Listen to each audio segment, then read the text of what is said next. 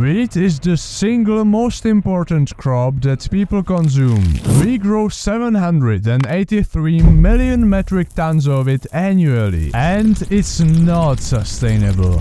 But don't worry about that. We have a way worse problem than topsoil erosion or whatever. In order to grow so much of this grainy grass, we modified the original cultivars beyond recognition. Well, your eyes may recognize it as the same thing, but your gut doesn't, and that's why it isn't sustainable. You see, if we compare the original cultivars with the current dwarf ones, which were first developed in the middle of the 20th century, you can already see a stark difference in terms of the stalk. This is obviously one of the main factors that enabled really intensive farming of this crop, because it doesn't fall over as often and you can fertilize it more, all leading to a vastly superior yield. But nutrition-wise, the dwarf plants are absolutely trash. Proteins are gone, minerals are also gone, so some of the present varieties are as good as 110% carbohydrate concentrate with added gluten. Yet there are some forecasts that to appease the hunger of our global population in 2050, we need to increase our production of this carbohydrate joke to 900 million metric tons annually. That would be about 25 million of these semis fully loaded. And here are a few things that I wanna zoom in on. First, show me the guy that makes these statistics. How can you sit down and be like...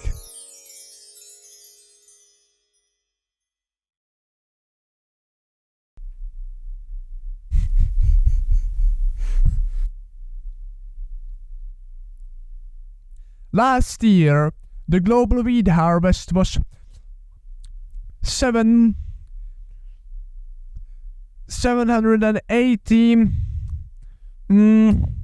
Hey Sep, can you please tell me a number from 0 to 9? Ah, no problem, man. 3. Thank you. Last year, the global wheat harvest was 783 million metric tons. So, in 2050, it must undisputedly be 900 million metric tons.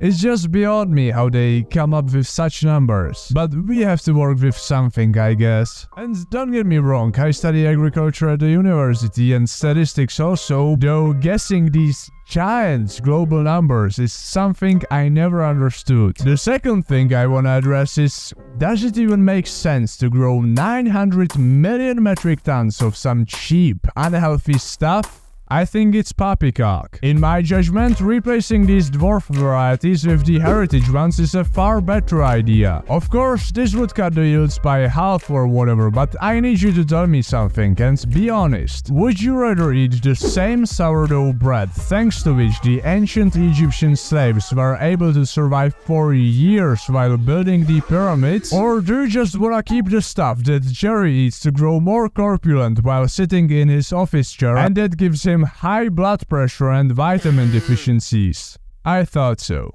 So let's look at the heritage varieties. The most famous ones are called Spelt, Einkorn, Emmer and Kamut, and they all have thick, hard husks, making it way harder to process them. On the other hand, they possess more protein, fat, fiber and minerals than the mainstream naked wheat. Also, the flavor of sourdough bread baked with the ancient wheat is said to be exquisite. And there is more. It contains very low levels of gluten, so it's good for all the people that don't like gluten. Wow!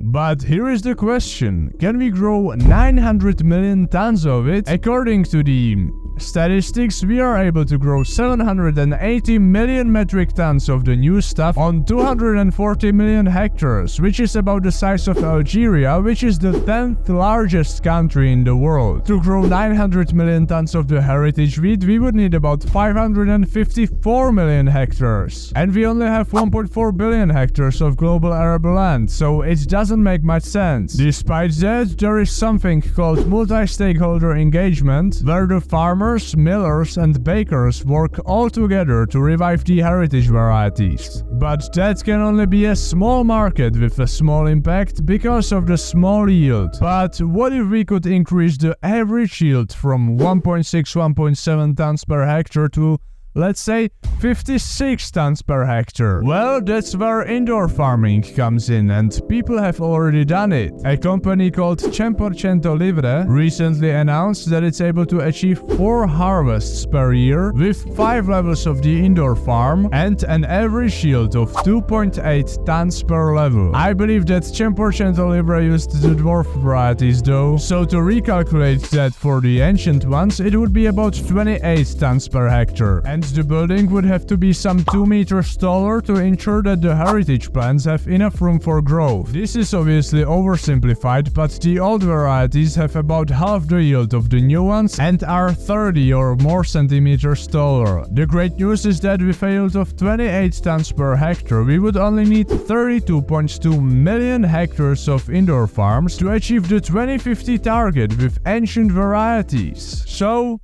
when will it happen? When will we have sustainable wheat? Do we have to wait until we are purple or what? Those are all valid questions. I would say that it's crucial to first develop nuclear fusion so that growing food indoors finally becomes profitable. Then we just need to convert some land into indoor farms and voila, problem solved. Now we are talking about a massive project, so if it's ever gonna happen, I would say it would be sometime later this century, but we'll see. Thanks for watching.